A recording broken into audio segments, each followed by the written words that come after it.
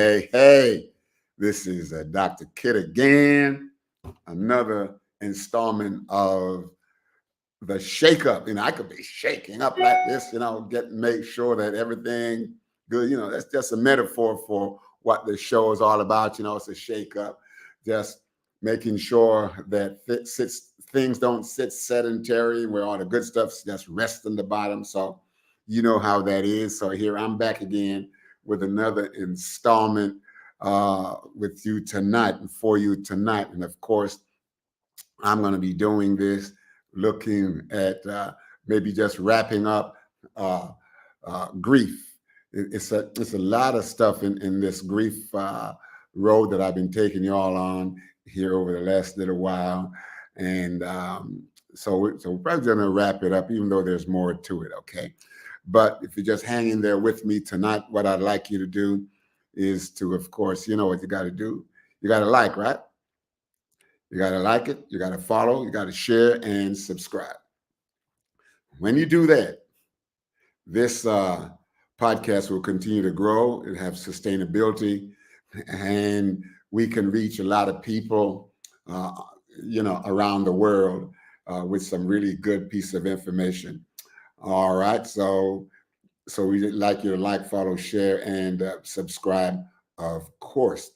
And then we'd also like for you to join us on the show. And if you'd like to be part of the show, like to be considered, we just want you to get in touch with my team at Dr. Kid Speaks at gmail.com. It's scrolling along the bottom there, Dr. Kid Speaks at gmail.com. And we'll get you situated and ready to go on the show on camera or off camera. We'll let you be the judge of that, however you feel comfortable. But more than that, we just want you to be online and just tell your story, because your story cannot be told by anybody else. And of course, for tonight, we want you to drop your comments in the chat, and I'll deal with those as we move through the show tonight. Okay, as we move through the show tonight, we're going to be good. All right, so here we go. We're going to kick it right off now. Okay, kickoff time. All right, and so this is me, of course, experience, and we've been talking about different types of or different areas of grief. As a matter of fact, I was talking with somebody a couple of days ago. As a matter of fact, it was on Sunday. Yes, yesterday. And the person was concerned that that we don't deal enough with this in a very open way, and we'll try to get in touch with some of that tonight, because we're going to be talking about experiencing the pain of grief, and it is a very painful thing. And some of the stuff that I'll say, it's not where you say it and you forget about it and move on, because grief is not like that. It is not like that. It is not a linear experience. It is very much systemic. Okay, and so we never know where people are going to be at. But anyway, this evening we're talking about experiencing the pain.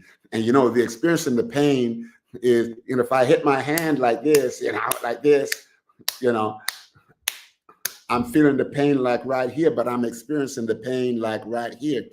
Even though this is a poor metaphor of that, yet it might go to show you that pain, is here. This is where you're feeling this bad boy right here. And so it is. And so the pain of grieving or grief, it is an experience. Is an experience. Okay, so we're going to kick it off right now. Experiencing the pain. We've gone down through such things as is grief.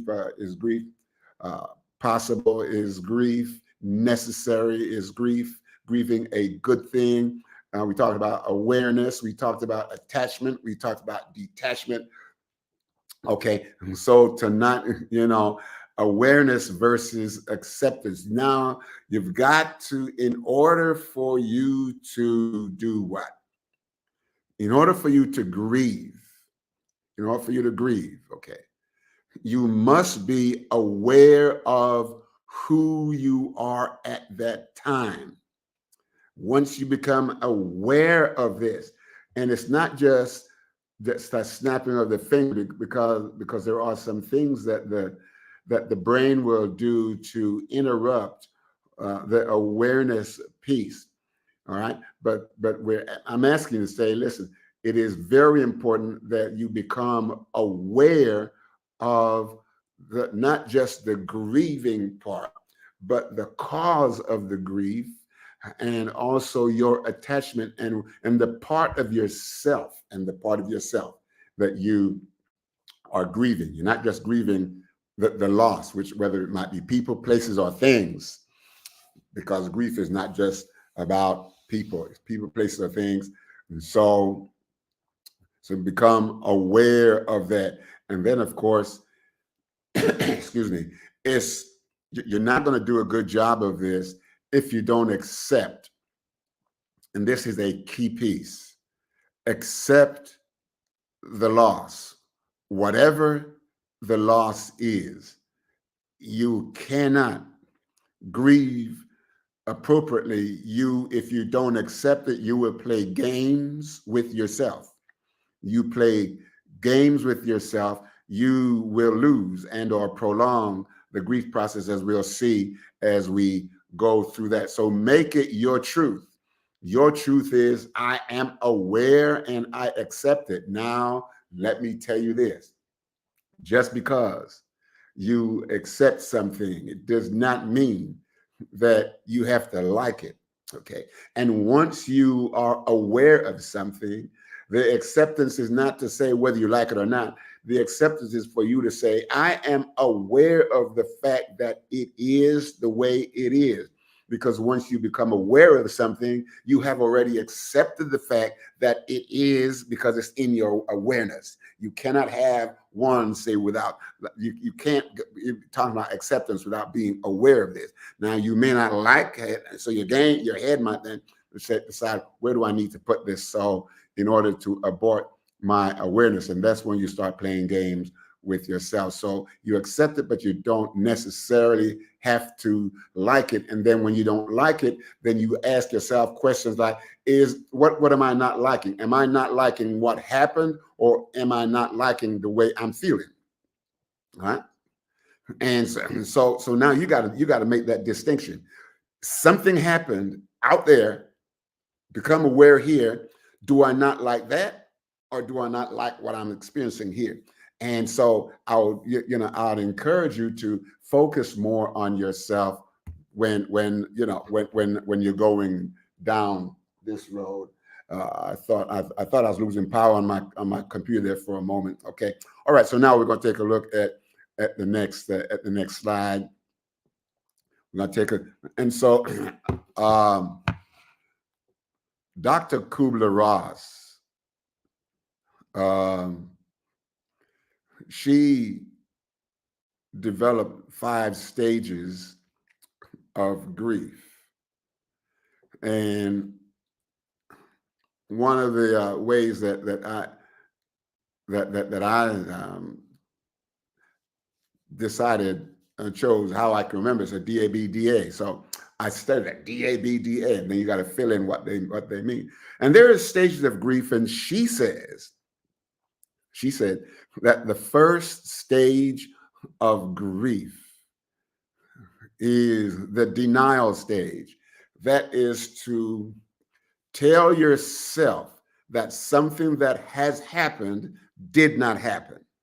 Now, of course, you do that so you don't have to face the onslaught of the pain associated with that which is lost, that you are now denying that it has been, that it did not happen. And of course, when you go through denial, you are basically harming yourself, but you don't necessarily do that because you are deliberate in this. You do that out of, that's just the way the brain works in order to save you from some of the pain or the intensity of the pain. So the brain just goes into denial. But it's not the place you want to live for a long time, in the valley of denial. And when you come out of denial, because you can't be angry at something that you're not aware of, it doesn't make sense. You got to have some awareness. Okay, so in order to get angry, you've got to say, listen, I am now out of denial, because I come out of denial and I'm aware of something that happened and I've accepted the thing that happened. Now I'm going to get angry. I may be angry for a number of reasons. I may be angry at me because I did not do what I was supposed to do. Okay, I did not do it. And so now I'm coming down on myself for that. I may be angry at somebody else because they initiated the whatever led up to the loss, and because I'm feeling the pain of the loss, I'm angry at them. So we got to know, and we don't want to have displaced anger. So even when I'm angry at myself, if I go back into denial because I came out of it and I'm angry at myself, and I don't want to be angry at myself, I may go into displacement, or I may go back into denial. So now I'm going to go back and deny that it happened, so that I don't have to be angry with the fact that I either did something I should not have done, or I did not do what I should have done. Omission, not doing it. Commission, doing something that I should not have done. Okay. And so we do it. And then there's this bargaining. And with this, you can bargain with yourself. You can bargain with the memory of the person. You can bargain with God. People tell me they bargain with God.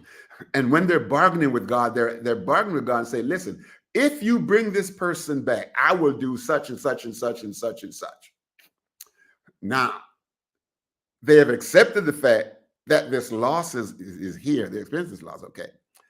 But it's too much. Why? So you can go into bargaining because now you want to go into reattachment, because the detachment or the unavailability of the person is so egregious to your spirit that you want to bargain that. Okay. And sometimes some people, even when they accept it, they begin to bargain with the spirit of the person, they say, so that the spirit of the person will not be angry with them. So they try to bargain, say, listen, I'm so sorry. They go into, start saying how sorry they are. They become repentive. They do all of those things, bargaining with the memory and the spirit of the person. And, when that happens, and so here's what happens when denial and anger and bargaining, there is this depression. You go right into this depression, and not only just depression, you go into anxiety, but she's using the term here, depression. Of course, depression comes in phases and stages, and degrees of depression, and it again, the depression might also be related to what else do I have to fill this space, and we'll talk about it, of the loss. And so there's now the acceptance part. Now here is where she differed from Dr. Warden, and I like Dr. Warden's way, because he starts out with acceptance. Now I'm with him all the way. Okay, say I don't understand what Dr. Kubler-Ross was saying, but I can't grieve what I don't accept. I cannot grieve something that is not real to my senses. Okay, and I have to accept this thing that is there. Then I can go into myself and deal with whatever the loss is, however it's playing out in my experience. The experience is not up here, but how does that fit into my experience? So in all due respect, I think acceptance has got to be the first thing, that first place. Now, others who understand her, her modality, her motif here, may say, "Hey, dude, you don't understand what she was saying." Well, I'm okay with not understanding, but I'm just saying that I cannot grieve something that I don't accept that it happened. All right, because it's not happening. So listen. So let's say all of this. Let's say you go down through all of these.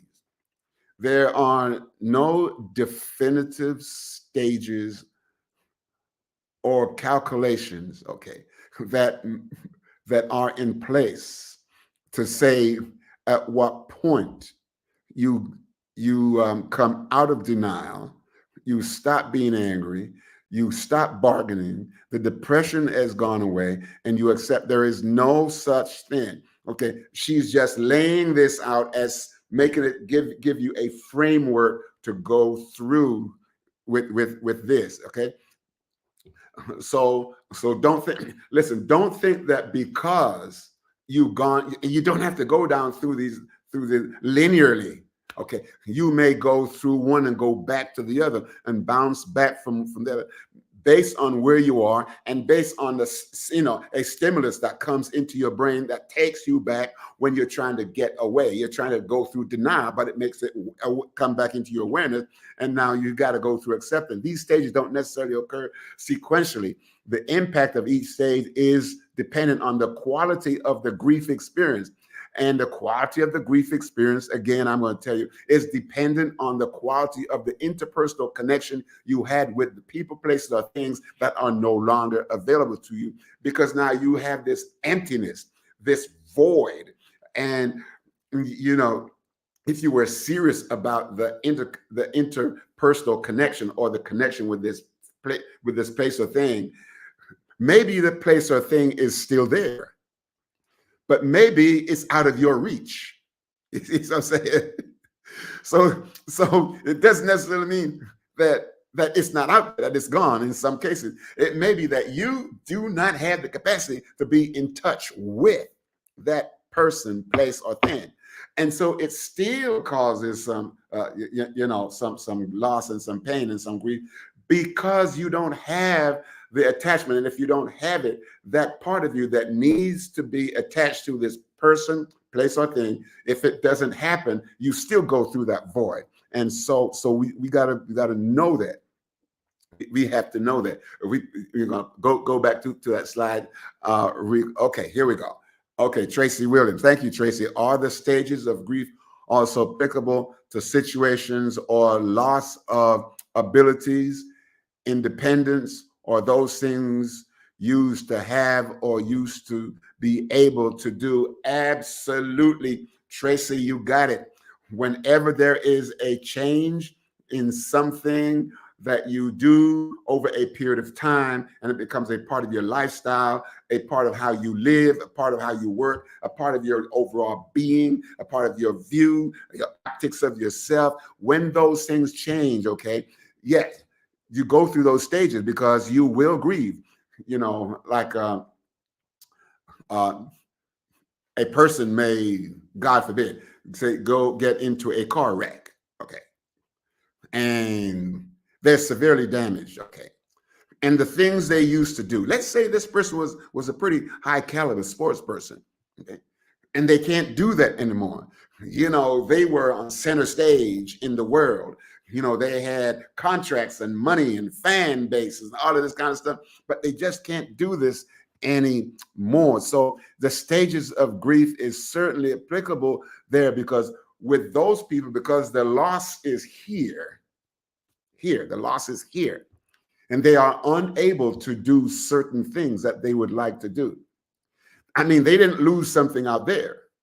Their fans are still out there. The places are still out there. The money is still out there in their bank and all this kind of stuff, but they can't do. So they lose a sense of satisfaction and disconnection with the part of themselves that they used to connect to other people. So absolutely the situation applicable to situation or loss of abilities. Yes, certainly loss of abilities. Some people just can't do. As a matter of fact, there are some people, if for whatever reason you lose your sight, I remember when I was a lot younger, we were taking, like, say, driving for long hours. We would start out like about 2 o'clock in the morning, so we get there in the daylight. Well, you get older, like, I still got good vision, but my nighttime driving is not as sharp. So I have to lose that part of myself that could do this. And so now I say to myself or to other people, my wife, and man, I remember when we used to do this thing at nighttime, but now, I can't take a whole lot of nighttime driving and do, and I may not boo-hoo grieve it like that, but I'm certainly acknowledging the fact that I can't do certain things. And so therefore that is a loss to me, not a tremendous loss because I can still get there. But when a person has lost their capacity to do something that was the bread and butter of their picture of themselves, that is a tremendous loss, and they will go down through all of that. But in this case, the first thing, excuse me, the first thing that they have to do in processing this here is not to go into denial, because you can't deny something that you don't have some sense of awareness of. And when you have a sense of awareness, you've already accepted it. Okay. So I've got to accept the fact that I can't do this. Okay. Once I accept, I may then go into denying that, man, it's not real. I'm in a dream, all of this kind of stuff. Man, this stuff is not real. But I have to accept the fact that I'm denying something that is ever present and current in my mind. This is what I'm saying. Acceptance is for me, is the greatest part and the most important part and the first part. So yes, Tracy, thank you for that wonderful question. I'm hoping that it was helpful to you. And please, keep on throwing those questions. If you need more on that, Tracy, please, please reframe your question and we'll get right with it. These stages don't have to. Okay. So here we are, the quality of the grief experience, where the person is on the continuum. We talked about that. So the symptom bearer, again, is the person who's going through it. So the person who has had those losses, who can't perform like they used to, is a symptom bearer. If it's a very close friend that you coached or you love, or you used to just go everywhere with them, and you spend a lot of time and just emotional energy and investment into them, and you used to just talk about this person and just blow this person up just real big socially, and this person can no longer do that. You become the symptom sharer. You share in that. Okay. And sometimes the symptom sharer can go into depression or guilt too, especially guilt if you think that it was because of you.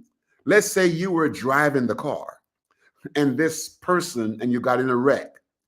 Not necessarily your fault, but you got in a wreck and you're the driver of the car. Man, that thing can eat you up for the rest of your life. And the person cannot console you enough that telling you it was not your fault. It was not your fault. It was not your fault. Then you go into, well, maybe if I slow down, I wouldn't have been here at this point. Maybe if I'd gone faster, I would not have been here. But you just try to annihilate yourself, as a symptom sharer. And when you do that, you kind of negating the symptom bearer's capacity to want to move on and want to take you with them, because they've already lost a capacity to do something. They don't want to lose you as their major support system. So when they tell you, listen, I understand it was not deliberate. Please don't go, it's hard for you because this guilt, when you're seeing all this stuff go down, just robbing this person of the great things that they could do, it's hard. But like I said, to negate the person's plea to forgive yourself and move on, it's a good thing because you're not denying them. Symptom bearer and symptom sharer, you can slide up and down those stages. One day you're feeling good, another day you're not feeling so good. It's very fluid, very, very fluid. So you're not at these stages and then you're stuck there forever.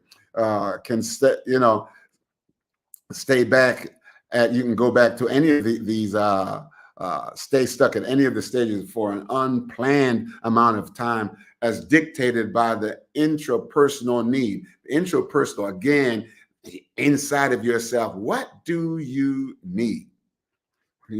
So sometimes we talk about grief as the person who we've lost and us.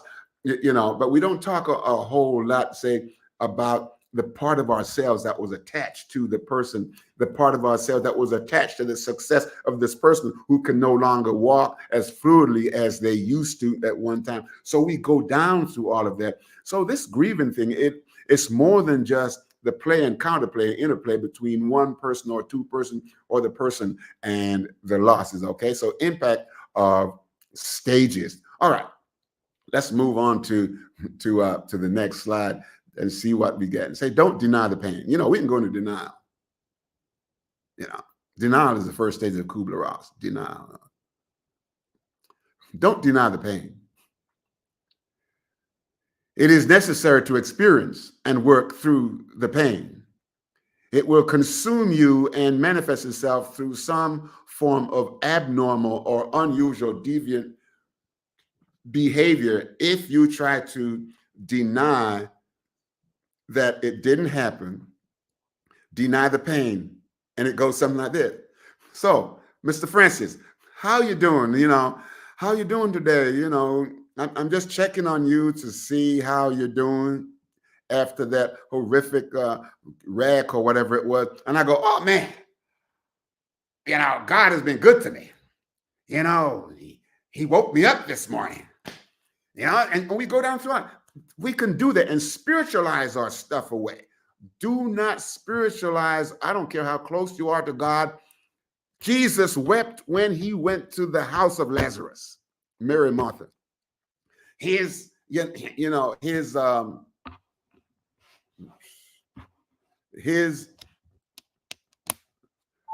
humanity came to him. So sometimes we try to spiritualize it away. And I'm not saying that we shouldn't say God has been good, because he's good under all circumstances. But when we go right into that, we are denying the fact that we are at a place in time in our lives where we don't want to be, because I don't know anybody's going to raise their hand and say, listen, this is today's a great day to get in a wreck and break a leg. I don't know anybody like that. I really don't. So don't deny the pain. It is necessary to experience, because when we deny the pain and we go through denial, and anger, we go down through all of these things, and we find ourselves going back to denial when we say, well,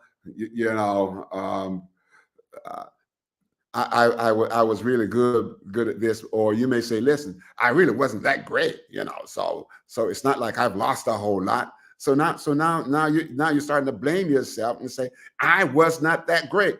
Accept yourself as you are. Accept yourself. Don't denigrate yourself in order to make yourself feel better or to make your pain diminish. You don't want to do that. The impact of denial. You don't want to deny the pain. Embrace the pain, because when you embrace the pain, you embrace this pain, and you say to yourself, listen, this is not where I want to be. Then you can start the work. Now you're not just going down through the stages. Now you are starting to work through the loss, because every loss gives you a different sense of my I am. Who am I? Okay. My I am. Who am I?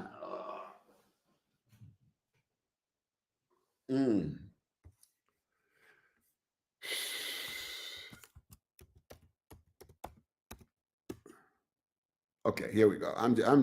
I'm not sure what's going on here today, but I keep losing power here. But we're gonna go on anyways. Embrace it, because your I am is your picture of yourself before the loss happens, and your picture of yourself during the loss, and your picture of yourself after the loss. Those are three different stages of your I am. And your I am is, I, me, singular, cannot be replicated. This is just me. Am is now, always in the present. Your amness is always in the present. So your I am is now. And when you say, who am I? Those, you got to ask yourself, that's when you ask yourself, Who am I now that I've gone through, or I am going through this here? Because now I have a different picture. The things I used to do that gave me a sense of who I am, that will change after every loss that you have gone through. Okay, after every loss. All right. All right. So let's move on quickly now to okay, 6.5. How do you grieve when you don't have closure to the death? I have an uncle that I believe was left to die due to neglect by his spouse, but have no proof. You know, 6.5, I'm going to tell you this. It's easier. Well, grieving and getting closure is never easy. But I want you to leave, please. I want to leave this up here because this stuff is full of some stuff that I want to address. Okay, the word closure means different things to different people. Closure. What does closure mean? How do you know when you are getting close to closure or you are at closure? Because sometimes when we think we're at closure and something ignites something from out there into our consciousness, we go back into a piece of that. But I'm here to say closure to death. I have an uncle that I believe was left to die due to neglect by his spouse.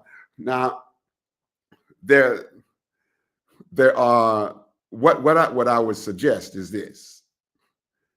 This is where I think finding a good therapist, okay, because you can't just think your way through this. A good therapist will lead you through this.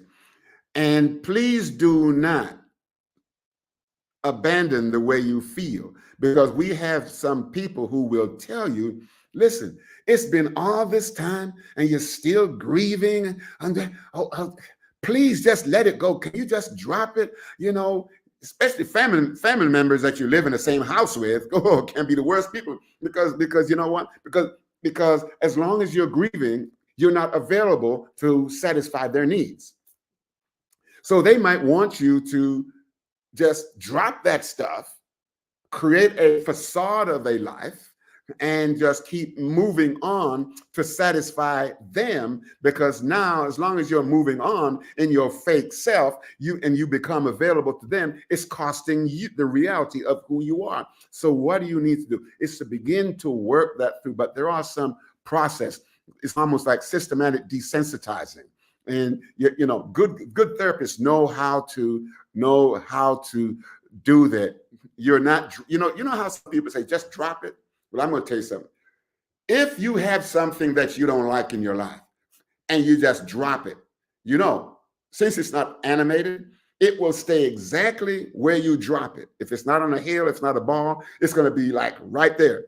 And you're going on about your business. In 5 years, you're coming back down the same road and the same place. You dropped it. That thing is right there waving at you, say, hey, I was just waiting for you to come back. Yes. It will eat you up. So you don't drop things. You don't let things go. You must take the initiative and work it through. And if you can't work it through, you need to have a good therapist, because death cannot be reversed, but the way you feel can change. And so we want to take you down through the path of change so that you are not consumed with this for I don't know how long. And so if you're married, then while you are focused on this, or you are engaged in this, you will not be available to other people in your life. And so now guess what? You are grieving the death of your father or your uncle, and they're grieving your unavailability. So now the whole family's going into grief, you know? So, and the fact that you have no proof, that is something else that I think that, you know, because if you have proof that you can say, yeah, this is what happened, or this is how it happened, and you can kind of go through that, you know, and probably a little bit better. But if you don't have any proof, I think the need to have proof is can be kind of hair raising and causing a whole lot of stress itself, you know. But I will say, please find a good therapist who can walk you through this process. And there are many processes that a good therapist can use. Okay. All right. And so it says, it, and this the second bullet point says, anything or anyone you are allowed to suppress your pain will prolong your pain, prolong your grief. If you suppress it, it will be prolonged, and it's almost, you say to yourself, man, I've been trying to deal with this thing. I just can't beat it. It's on me every day. It's every day, Yeah, you know, you don't have to carry your pain. So listen, this with this within the self. So let's go to this. Beware of people who encourage you not to grieve. They encourage you not to grieve in a number of ways, right? Or to shorten your grief. Oh, I remember before you had this loss, we would go shopping every day, once a week. We'd go out and we go have our guy time or our girl time. We go out, man, and I miss those times. And I know you miss such and such, but I miss my friend. My friend is she's talking about you now, or him. It's such an integral part of my life, and my life has not been the same since you're not available to me. Well, your life ain't been the same either since this person, place, or thing is not available to you. So be aware of people who encourage you not to grieve or to shorten the grieving. Part of the reason is this, because as long as you're grieving, it reminds them of their unfinished business, and they don't want you to remind them of their unfinished business. They want you to stop grieving so that they can reconnect with you, so that their lives. Okay. Now, I'm not saying that that's all the way that goes across the board. What I'm saying is that sometimes this is what's going on, but they may not even be conscious of what they're doing, because they are so much in trying to rescue you from your pain. And in rescuing you from your pain, you can't grow, because you need to go through, like David's, through the valley of the shadow of death. Yea, though. Yea, meaning even despite everything else, yea, though I'm going through this valley. Okay. They might be interested in getting away from their own discomfort, triggered by their consciousness of you working through your grieving process. So, different things for different people. You don't have to carry your pain and stress alone. You don't have to carry your pain and stress alone. Share it with people you love. Here is what I'm going to say. Some people just jump all the way to trust. They say, make sure you trust people. You trust people. Well, what they're not telling you is that a precursor, or what the essence of trust, the ingredient that creates trust. Trust don't just drop out of a tree. Something has to happen in order to create trust. You cannot trust something or somebody that you don't feel safe around or safe with. So therefore, safety precludes or comes before trust. All right. My neighbor had a dog, the dog hadn't seen me. And the first time this dog saw him, pretty good sized dog, and I was rearing up and trying to get to me, kind of thing, and my neighbor said, "Oh, he's just a puppy, and I say, "Yeah, sure, he's your puppy. That's all right with me, So the dog's in, and then, of course, I knew what was going on, right? And then after the dog had seen me 3 or 4 times, the dog wouldn't do that. The dog would come closer and closer and closer, and sniffing around and all this kind of stuff. And I said to myself, I said, this dog is doing this now because the dog feels safe around me, so the dog can trust me. And so that's what it is. Find those kind of people who you can feel safe around, not just physically, but emotionally, spiritually, financially, like every way safe. Okay.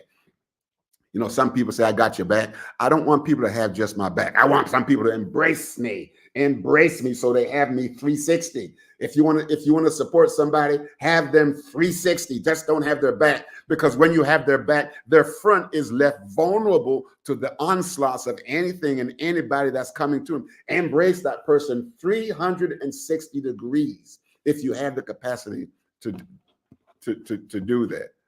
Okay, you have the capacity to do that. Okay, I'm still having a problem, but I'm going to get through this before we get out of it. Okay, so within the South, be aware of people. Okay, and remember, I was saying that, and trust the village. Invest in the village, and if you have a church village, a family village, or whatever kind of village it is, involve them in your grief, and hopefully that they can understand, and that their unfinished grief will not abort your capacity to get in touch with them, or them to get in touch with you in a safe, supportive way. Okay, so we're going to go on to that. Okay, it says, I have an uncle that is dying from cancer. I was going to honor him at my dance this month. My heart is so heavy at this time, but I still honor him even though he is in hospice. Let's talk about the first part of this.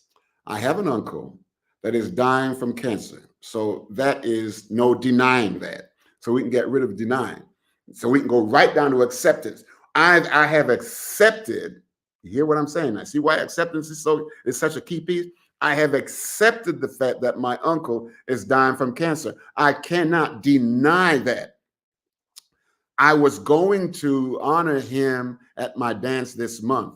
So again, the quality of your interpersonal attachment with your uncle, if you're going to honor him, man, I'm sure you got to be really close to this uncle if you want to honor him at your dance this month. Okay, so if you're going to honor him, the part of you that is so attached to him, that wanted to honor him, will be vacant, because you need him to be in place, health-wise and any other way, so that you can honor him. But that part of you will be vacuous. It will be vacant. You just can't do that. And that's not something you can just go to Walmart and just go down some aisle and get back that vacancy that's up here, because now you've lost a piece of the joy and the fun that you're going to have watching his face, and all the other people knowing that you're doing this, a very selfless act. They say, my heart is heavy at this time. Yes. Why? Because of the reality of what you wanted to do, you will not be able to do. So you accept that you will not be able to do that. Now, I'm not saying that it's easy. I'm not saying that none of this stuff that I'm saying here is easy. What I'm saying here, my heart is heavy at this time. So don't deny that, because to deny that will not stop his death. And so now you're going to have to go through his death and the fact that you denied it, and if you say, well, I'm going to do this and honor him in absentia just because he wasn't there, I'm not saying that won't work. He said, but I still will honor him even though he is in hospice. That is an amazing thing that you are talking about, Blessed Woman 68. That is an amazing thing, because you're saying, listen, in life or in death, in life, I have my uncle. In death, I have his memory of him, the memory of him. And for you to do such a selfless thing shows a degree of love that you have, first of all, for who you are as a person, that would make you do that. That is an amazing, selfless thing, and you need to be congratulated for that. Now, as you're going through your pain, those things may come back, because there might be listen to this word, there may be a disappointment that you have to deal with, because now what you wanted to do, your heart was set on, you can't do it, and the degree to which it was important to you, now you go through disappointment. You go through disappointment. And you could take it far back and say, well, if somebody had done this, he might not have been at this stage. Well, please don't go down that road. You can't go back and breathe out and breathe in the breath you breathe out. Come back to the reality of this is where we are at this moment, and honor him. Okay, give him his flowers while he's still alive. Yes, 6'5". Absolutely. Absolutely. And not only that, in you giving him his flowers, okay, while he's still alive, you are still giving a part of yourself through the flowers. Because if he's getting the flower because of you. Yeah. So you're giving him two things. When you give him the flowers while he's alive, you're giving him the flowers as a representation of you, flowers and you. You're giving him two things. Two things. So that is so good. So go right ahead and do that. If you're experiencing anger, work it through. Don't vent it. You hear what I said? If you are stuck or if you're going through the angry phase, work it through.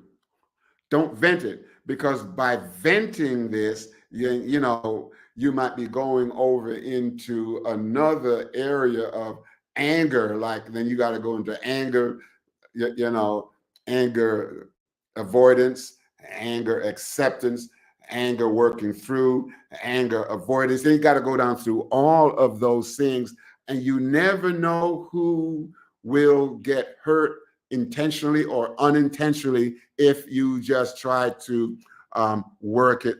If you vent it, okay. So you know, so go ahead and work it through. Focus your attention and energy on the things you can control rather than on things you cannot control. So if, you know, like the person who said, well, listen, my uncle is dying from, you know, has cancer, you know, there, you know, you attach yourself to that, but the question is, I think all those who on his care team, they're doing and have done the best they can.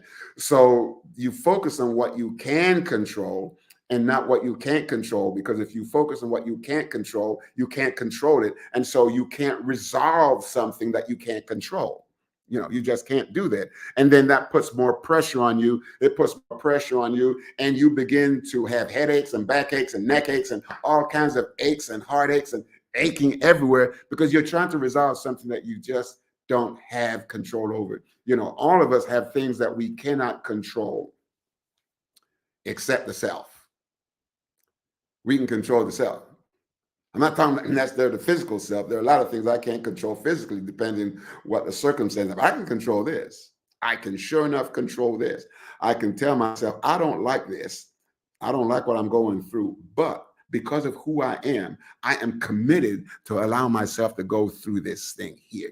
So self-control, self-commitment, it is so powerful, so powerful, so powerful, you know. So I just want to say that don't allow what you think you are thinking about what somebody else is thinking to be more powerful than what you know about yourself. Don't allow what you think somebody else is thinking, okay, about them thinking about you to be more powerful than what you know.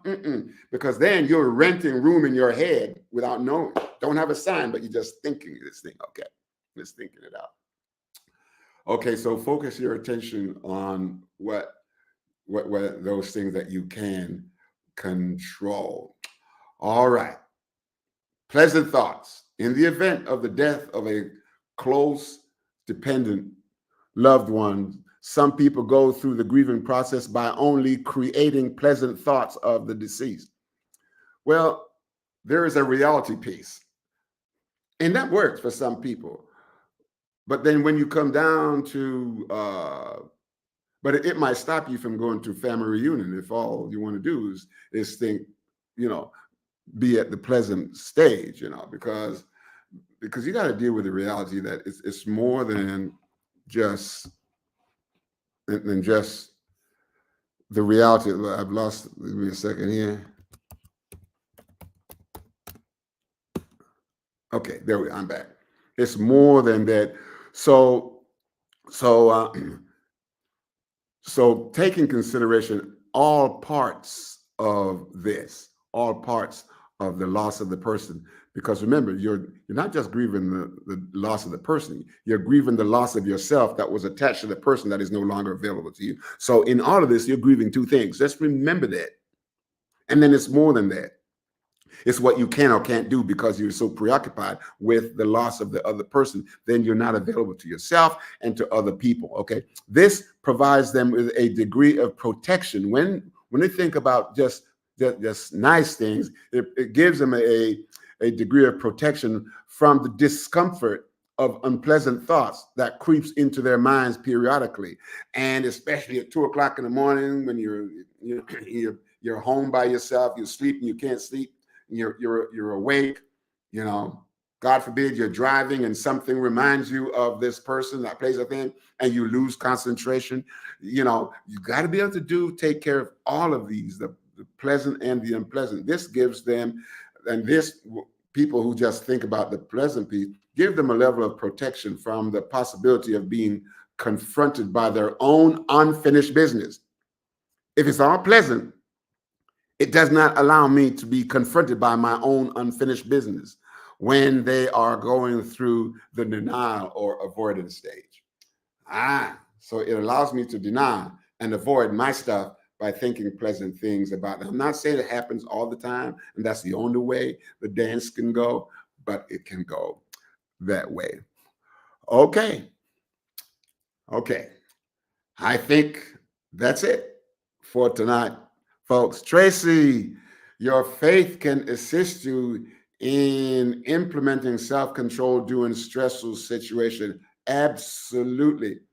And for many of us in the faith community, well, I speak for me. I don't know what I would do without a number of things. You know, my faith in God, but being in a church community, okay, where I have people that I care about and hopefully cares about me, okay, that I can see how they're doing and they can see how I'm doing, okay. This self-control means when I know that there are other people that I can go to that cares about me, okay, it helps me to self-control. Okay, it means I don't have to go home and eat a ton of food just to satisfy myself. I have people that's in my corner. That's not just getting my back. Please don't let people just, I got your back. No, they need to embrace you 360 degrees. That's what you need, so that no part of you is vulnerable, left to the elements of things coming in. It's a whole armor, put on the whole armor of God, the whole armor, 360 degrees, okay? So that's very, very important for you, when you're doing that. Yes, so yes, the faith community can certainly do that. And when when the faith community is not available, read read a good book. My book, my go-to book is the Bible, Psalm 23, Lord is my shepherd. I shall not want. David said, yea, though I go through the valley of the shadow of death, I fear no one, no evil, no nothing.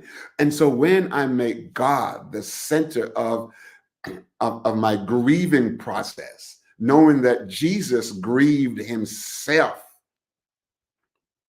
grieved when he had to cast Satan out of heaven, grieved when Eve and Adam at the tree, grieved when Moses struck the rock. I mean, God had a life of grief, a life of grief. And then in the Garden of Gethsemane, he said, Lord, I can't do this. I cannot do this, but not my will. Your will be done. And because God saw him in his humanity, the angels was right there just holding him up. Holding him up. So yeah, God can do this thing. So tap into your faith community. Listen, I really want to thank you all so much. Desiree Taylor, God is my, pilot. Through the passing of my mom. Oh, Desiree, I look to him for my strength to help me grieve through the life process of loss. Desiree, you are doing the right thing. And I'm going to tell you something, Desiree. I'm going to tell you that. And I know you know this. I know that you know what I'm saying. Okay. But before you call somebody like me, another human, call on Jesus. Before you call anybody, call Jesus. Call on Jesus. Oh, yeah, you preaching. Oh, bless women of 60. Yes, but it's true. I don't mind telling you before you call me, and this is my job, been doing it for over 40 years, but this is my job. Before you call me, call on Jesus. Why? Because he said he's going to do something that I can't do. He said, I will never leave you and I'll never forsake you. I will always be with you. Lo, I'm with you always. Yeah. I see, I can't make that promise, but God can. He's omnipresent with you all the time, every moment of every day, because God lives in eternity. We live in time, which means that God is anywhere, everywhere. You want to be all the time. All the time. So yes, Desiree, absolutely. That's the place to be. I thank you. I hope that tonight was informative, and more than that, that it was also, it gave you a place where you can kind of go inside yourself and do some mirror talk, get the mirror out and talk to yourself and say, I need to talk to myself as I go through this, okay? So thank you all so much, and I'm looking forward to seeing you again on next week. We'll have another episode of something. And I thank all of those who are online. A lot of people, came online. Thank you, Tracy. Thank you, Tracy. Another great teacher, Coach. Thank you, Desiree. Blessings. Oh, not to get blessings on you and your family. Oh, yes, I really do. Thank you all so much. And that's the kind of thing that drive this. Please subscribe, like, follow, share, and subscribe. Please put it out there because, I'm not saying I'm great or the greatest, but please put it out there. Somebody will make some sense out of the nonsense that I spoke. So like, follow, share, and subscribe. And the invitation is always there for you to be a part of this. Email me at drkidspeaks@gmail.com, and my team members will make sure that you are in place to be a guest on the show. And anything and everything you say on the show will be right. Because if you don't say it, it will not be said. Okay, so thank you much. Have yourselves a wonderful evening. Bye-bye.